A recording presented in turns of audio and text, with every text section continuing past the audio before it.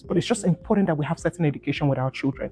My son is playing, and there's somebody that shows up online. The person has a name that looks like XXX Jesus, XXX something. Now, naturally, because my home is a centered family, you see, the enemy is very cunning, very, very cunning.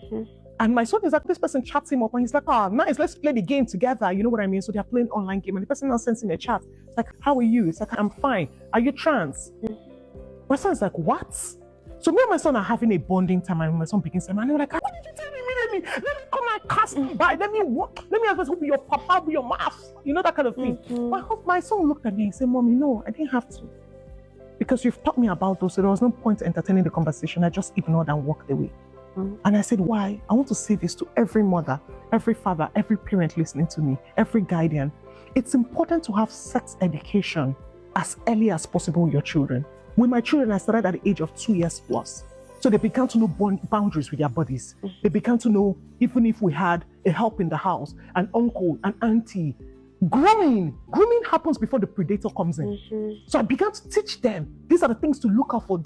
I started some of us don't have these lesbian conversations, gay conversations, LGBTQ conversations with our children. What are you even in for? Imagine I had not taught my children. Imagine my son was not aware. He would have said, what is trans?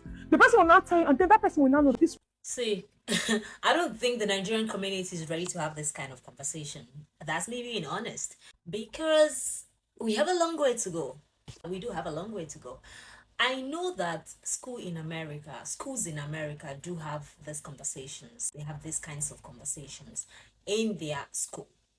Even children in third grade, second grade, they're already exposed to what queerness is, what drag is, what gay is, lesbianism, LGBTQ, and all of this. They're already exposed to it. That aside, when it also comes to self-awareness, they're already exposed to it. So sometimes parents are not even having this conversation with their kids, but in their schools, they already having it. I'm being honest with you because I have a girl who is already 8, and sometimes she comes home with some assignments that has to do with some of these assignments they have to do with your body language, creating awareness, emotional intelligence kind of questions, knowing your self-worth, self-esteem, and what have you. There's some kinds of questions that they ask them in those assignments, so I could deduce that is what this assignment is all about. These are honest conversations that we as parents we need to have with our kids. We need to teach our kids self.